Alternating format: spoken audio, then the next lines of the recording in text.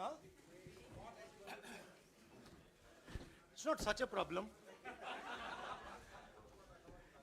In fact, it's good for you and me.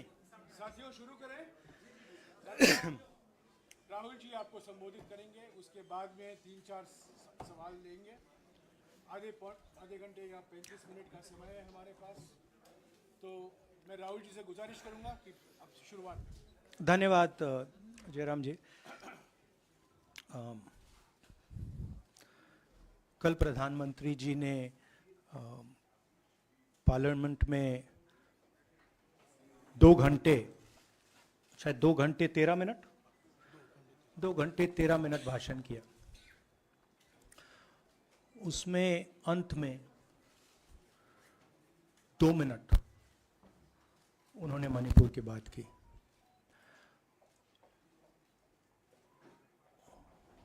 Manipur में महीनों से आग लगी हुई है, लोग मारे जा रहे हैं, बलात्कार हो रहा है, बच्चों को मारा जा रहा है।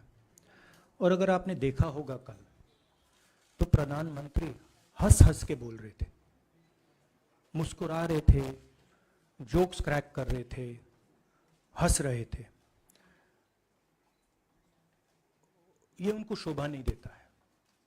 हिंदुस्तान का प्रधानमंत्री, अगर इस देश में हिंसा हो रही है, दर्द हो रहा है, हिंदुस्तान के प्रधानमंत्री को 2 घंटे मजाक नहीं उड़ाना चाहिए।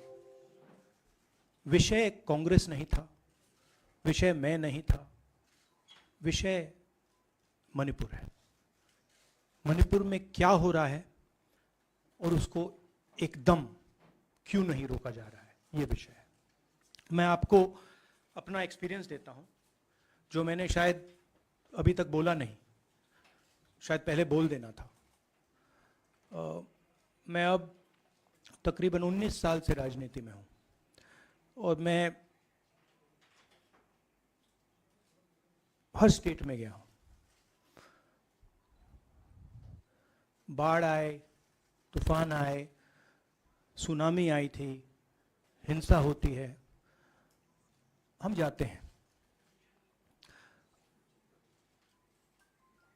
19 साल के एक्सपीरियंस में जो मैंने मणिपुर में देखा और सुना, वो मैंने कभी पहले नहीं सुना था।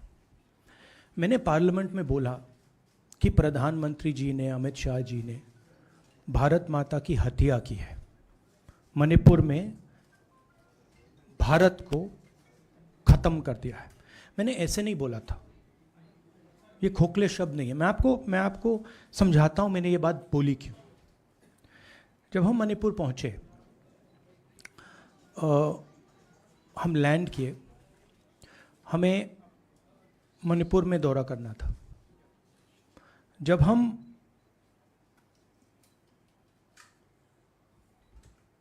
मेटे एरिया में गए, हमें साफ कहा गया था कि अगर आपकी सिक्योरिटी डिटेल में कोई भी कुकी होगा, उसको आप यहां मत लाइए क्योंकि हम उसको मार देंगे। और जब हम कुकी के एरिया में गए, हमें कहा गया अगर कोई मेथे आपकी सिक्योरिटी डिटेल में होगा, उसको आप मत लाइए, उसको हम गोली मार देंगे। हम जब गए, हमें मेतेज को परे करना पड़ा, हमें कुकीज को परे करना पड़ा। मतलब एक स्टेट नहीं है, आज 2 स्टेट है। स्टेट की हत्या कर दी गई है और उसको चीर दिया गया है। इसलिए मैंने बोला हिंदुस्तान की हत्या मणिपुर में बीजेपी ने कर दी है। और जब मैंने कल प्रधानमंत्री को देखा हंसते हुए, मजाक उड़ाते हुए, मैं समझ नहीं पा रहा था कि हिंदुस्तान का प्रधानमंत्री इस प्रकार से कैसे बोल सकता है। प्रधानमंत्री को यह पता नहीं लग रहा है कि हमारे देश में क्या हो रहा है। छोड़िए, नहीं जाना चाहते हैं, उसके भी कारण हैं, शायद मैं बता नहीं सकता हूं आपको, उसके कारण हैं। मगर अगर जा नहीं सकते हैं तो मणिपुर के बारे में बोले तो।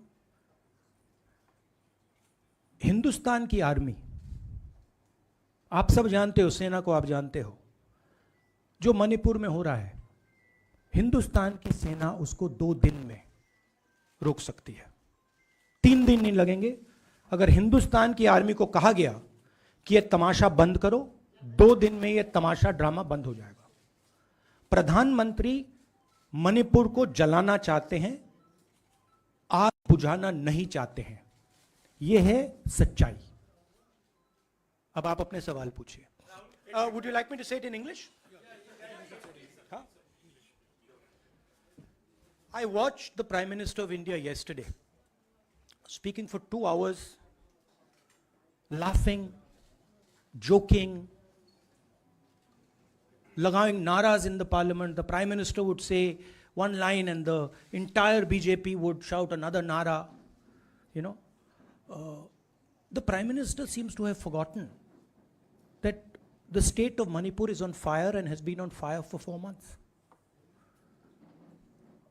Women and children are dying over there. People are being murdered. Women are being molested, are being raped. And the Prime Minister of India is sitting in the middle of the parliament, shamelessly laughing. This is not about Rahul Gandhi. This is not about the Congress party. This is not about the opposition. This is about India. It's about our country. A state has been decimated. It has been destroyed. It does not exist anymore. And it has happened because of the politics of the BJP. Divide and rule and burn. That is why in my speech I said, Bharat Mata has been murdered in Manipur. It's very interesting. For the first time, the words Bharat Mata have been expunged from the parliament. It's an insult to those words. Whatever I said that is wrong. I have said Bharat Mata, which is an idea, which is the idea of India, where everybody lives peacefully, harmoniously, with affection, has been killed in Manipur. It's a fact. So, the word itself now cannot be spoken by the people of India. We cannot say Bharat Mata in parliament.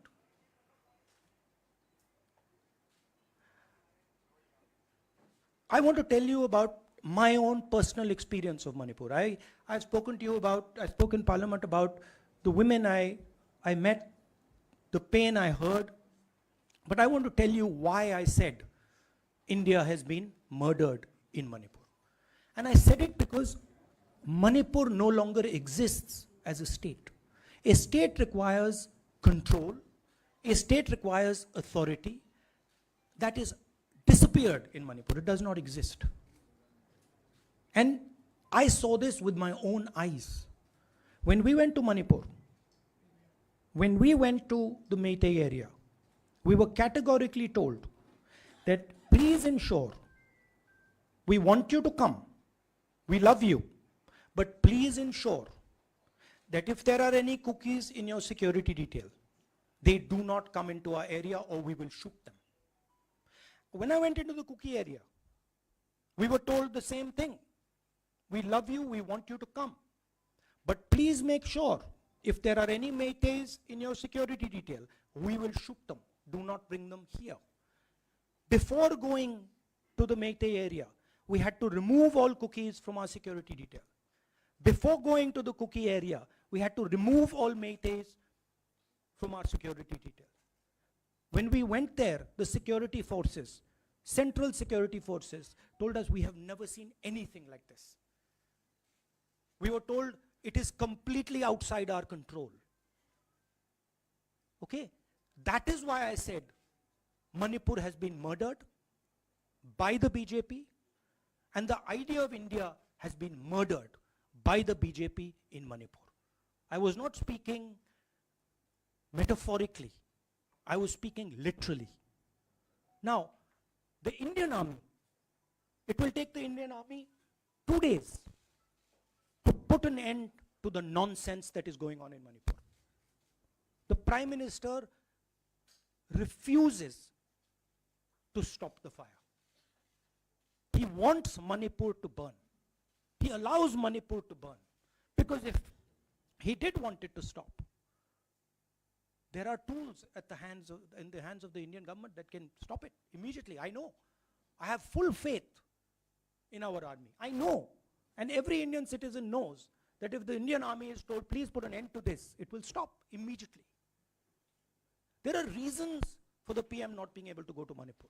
I'm aware of those reasons. I don't want to say them publicly. But there are clear reasons as to why the Prime Minister is not going there.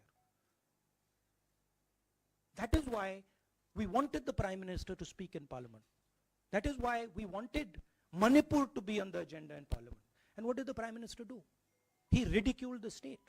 He ridiculed the women of the state. He laughed at the women of the state. That's the truth. Now please ask your questions. Sanjeev mike देना यार. Finally, I just want to say one thing again in English. See, the Prime Minister, when he becomes Prime Minister, he ceases to be a politician. He becomes the representative of the voice of this country. The politics should be put aside.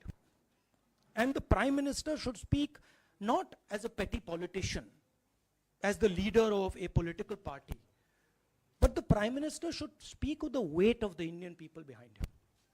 And it's tragic to watch Mr. Narendra Modi. It's sad, because the Prime Minister does not understand what he actually is. He is our representative. He's my representative. He's all our representative. And watching the Prime Minister spend 2 hours talking about the Congress, talking about the opposition, making ridiculous remarks about the name, this really does not do justice to an Indian Prime Minister. I've seen Prime Ministers from the Congress party, I've seen Prime Ministers from the BJP, I've seen Mr. Vajpayee, I've seen Mr. Dev Gowda. None of them have ever done this. There's a complete misunderstanding in the mind of Narendra Modi ji about what the Prime Minister of India is.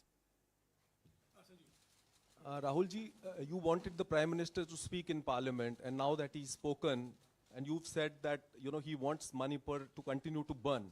So what is the Congress Party's next step to retrieve Manipur and save it? The only conclusion I can draw, because the Prime Minister has tools in his hand that can stamp out the fire in Manipur certainly within 3 or 4 days. But for some reason he's refusing to use those tools. Right? The Prime Minister could at least go to Manipur, talk to the communities, and say, I'm your Prime Minister. Let's start talking. It will be taken seriously. So I don't see any intention. Rahul ji कल ये भी प्रधानमंत्री ने अपने भाषण में कहा कि 2018 में ये लेके आए थे, 2023 में विश्वास प्रस्ताव लेके आए और 2023 में भी लाएंगे.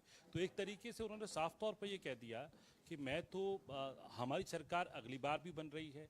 एक पॉलिटिकल बात भी उन्होंने कही. तो आप उनके पूरे भाषण को आप ये कह रहे हैं कि पॉलिटिकल भाषण ज़्यादा था, मणिपुर पे बात बहुत कम थी. तो इसको कैसे देखते हैं? नहीं, भाषण हिंदुस्तान के बारे में नहीं था, भाषण नरेंद्र मोदी जी के बारे में था. वो अपनी राय, अपनी राजनीति, अपने एम्बिशंस वो आपको दे रहे थे. सवाल ये नहीं है कि नरेंद्र मोदी जी 24 में प्रधानमंत्री बनेंगे या नहीं. सवाल ये है कि मणिपुर जल रहा है, महिलाओं का बलात्कार हो रहा है, लोग मारे जा रहे हैं. सवाल ये है कि अगर ये प्रधानमंत्री कहना चाहते हैं तो ये पब्लिक मीटिंग में कहें. मजाक बनाना चाहते हैं तो जब मणिपुर नहीं चल रहा है तो करें. बट प्रधानमंत्री को ये समझ आनी चाहिए, बात समझ आनी चाहिए कि पार्लियामेंट में जो चर्चा हो रही थी वो उनके बारे में नहीं थी, वो मणिपुर के बारे में थी. सर नमस्कार. कल प्रधानमंत्री ने बार बार कांग्रेस का नाम लिया और ये आरोप लगाया कि नॉर्थ ईस्ट और मणिपुर की सारी समस्याओं के लिए कांग्रेस जिम्मेदार. आप क्या जवाब देंगे? नहीं, अभी मैंने बोला ना, वही तो जवाब है. मुझे प्रधानमंत्री को जवाब देने की जरूरत नहीं है. मैं सिर्फ ये कह रहा हूं कि एक स्टेट की हत्या की गई है, भारत माता की हत्या कर दी गई है मणिपुर में. भारत माता की हत्या मणिपुर में कर दी गई और प्रधानमंत्री लोकसभा में मजाक उड़ा रहे हैं. हंस रहे हैं, नारे लगवा रहे हैं, मुझे क्या जवाब देने की जरूरत है?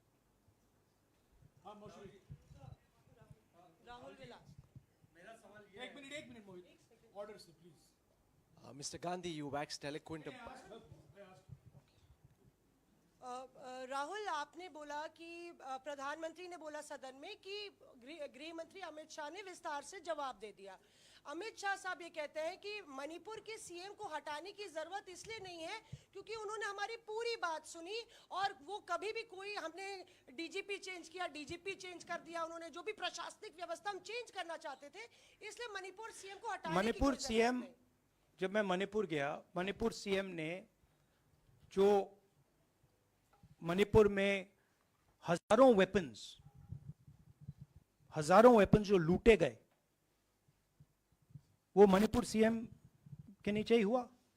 तो क्या अमित शाह चाहते थे कि ये हजारों वेपन्स लूटे जाएं?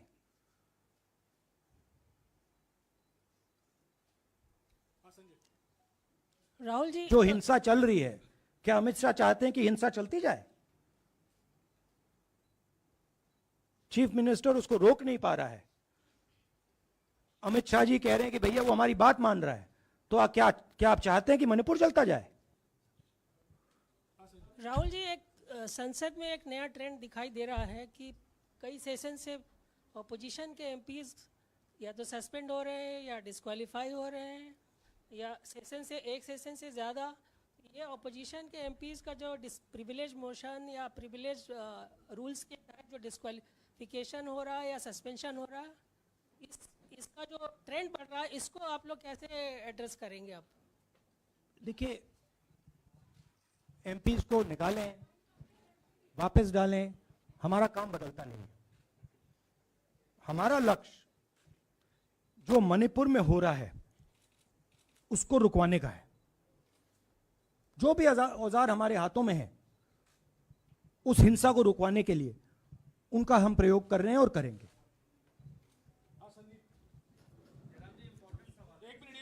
Yeah, Mr. Gandhi, you talked about using the army, deploying the army to control violence. You spoke that in Parliament. You've repeated here. But the BJP has criticized you and even previous Congress governments, saying that we want to solve the issue through dialogue. And they've criticized that in the 60s, in 64, the Mizo National Famine Front was bombed by the Indian Army, by the Indian Air Force. So they said that, you know, they do not believe I have never heard in my entire career, I have never been told anywhere I have been in India that if you take this person as a security officer with you, we will put a bullet in his head. I have never heard it. And I heard it twice in Manipur. That means there is no dialogue in Manipur. There is pure violence taking place in Manipur. The first step is to stop the violence, put an end to it. I point out the army, but what I mean is that the Prime Minister has multiple instruments in his hands. He's not using them. It's been burning for 4 months. He's doing nothing and he's laughing. I'm amazed people can't see this. That he's sitting in Parliament and laughing. Jairam ji, Last question. Jairam जी, मोहित दुबे हूँ news nation से। आपने 37 minute का भाषण। जयराम जी, राहुल जी नहीं मतलब आप मुझसे जयराम कर रहे हैं या उनसे? जयराम कर रहे हैं आपसे। राहुल जी, आपने जय सिया राम। राहुल जी, आपने 37 मिनट का भाषण लोकसभा के भीतर दिया और 37 मिनट में सिर्फ आपको करीब 14 मिनट ही दिखाया गया, बाकी आपके चेहरे पे कैमरा नहीं था। और आप मणिपुर गए, मैक्सिमम टाइम आपने मणिपुर के ऊपर बोला। इस परंपरा को आप किस तरीके से देखते हैं? पता नहीं, शायद कॉन्ट्रडिक्शन है। शायद पीएम मेरा चेहरा टीवी पे नहीं देखना चाहते, मगर फिर पीएम मेरी वीडियो के बारे में बात करते हैं। तो पता नहीं क्या है, बट मुझे लगता है शायद उनको मेरा चेहरा टीवी पे देखना अच्छा नहीं लगता। कोई प्रॉब्लम नहीं है। जो मैंने बोलना था, देखिए मुझे अपना काम करना है। मैं जानता हूं कि मीडिया पे कंट्रोल है, लोकसभा राज्यसभा टीवी पर कंट्रोल है। वो उसके बारे में मैं कुछ ज़्यादा नहीं कर सकता हूँ, मगर मुझे अपना काम करना है, मैं अपने काम को करता हूँ। जहाँ भी भारत माता पर आक्रमण होगा वहाँ मैं आपको खड़ा मिलूंगा, भारत माता की रक्षा करते हुए मिलूंगा।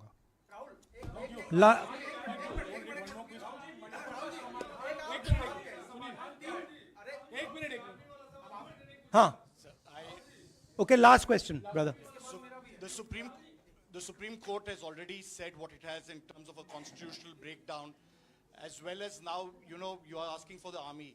Do you believe that Article 356 is the only way out? Or I'm not asking for anything.